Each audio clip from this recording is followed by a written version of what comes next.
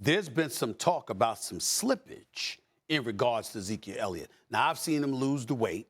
I've seen him look fast. But I'm looking at Pollard, how strong he is, deceptively strong, how evasive he is, quick burst out of the gap, what he's able to do running the football. And I'm seeing a guy that has 11 less carries on the season thus far, but still has more yards rushing than Ezekiel Elliott. Now, Ezekiel Elliott was averaging 5 yards a carry throughout his career until last year where it dipped to 4. We understand that Dak Prescott going down in Game 5 of the season had a lot to do with compromising his level of productivity. Nevertheless, the truth is the truth.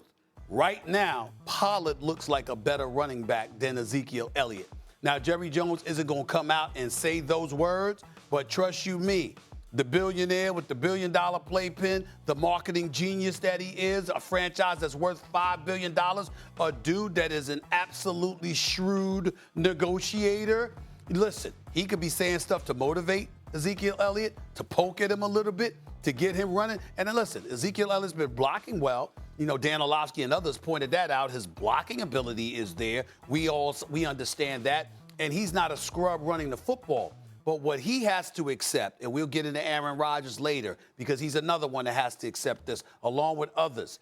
There's a standard that your excellence sets. It's not like people pull expectations out of the wind and just throw them on you, okay?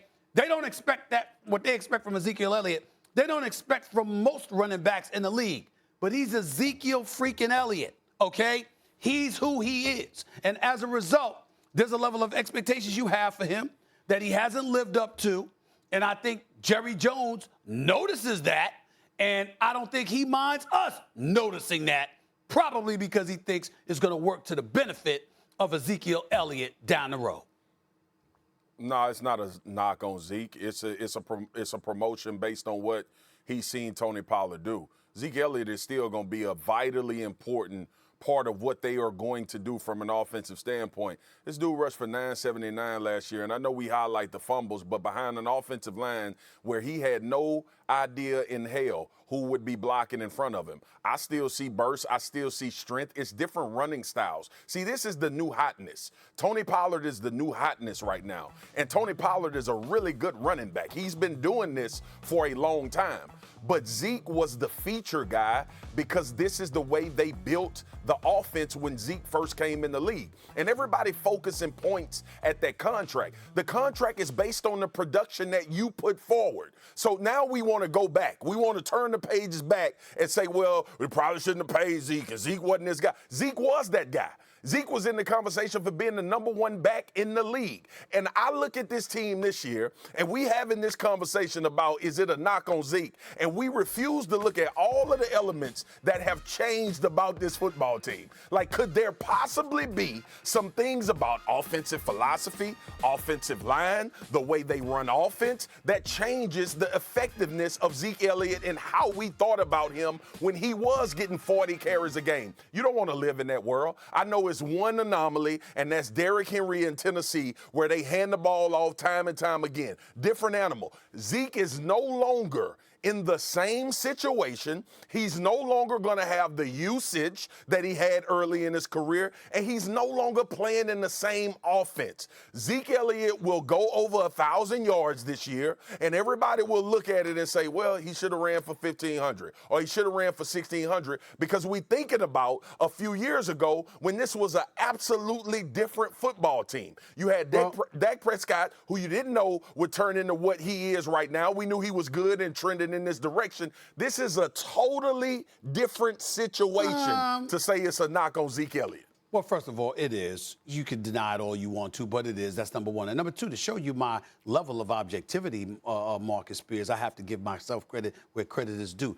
Did you know that it is in my best interest for Ezekiel Elliott to run for 1,000 yards this year? Because this is my first year ever playing fantasy football, and he's the running back that I picked. Do you see that level of objectivity that I have? I had the 5th overall pick, so I had to grab him, and I grabbed Ezekiel Elliott because my first 4 running backs that I wanted were all gone. So it just shows you I'm not completely off the cliff when it comes to the Dallas Cowboys. It doesn't cloud my objectivity. And I'm still here to tell you, despite what you just said, based on what I've seen in the first 2 games, with him averaging, about 53.5 yards a game, I don't see him rushing for 1,000 yards this season. He did it last season. And I think, you know why I don't see him running for 1,000 yards? Because if the first 2 games are any indication, Marcus, I see them giving some of his carries to Pollard.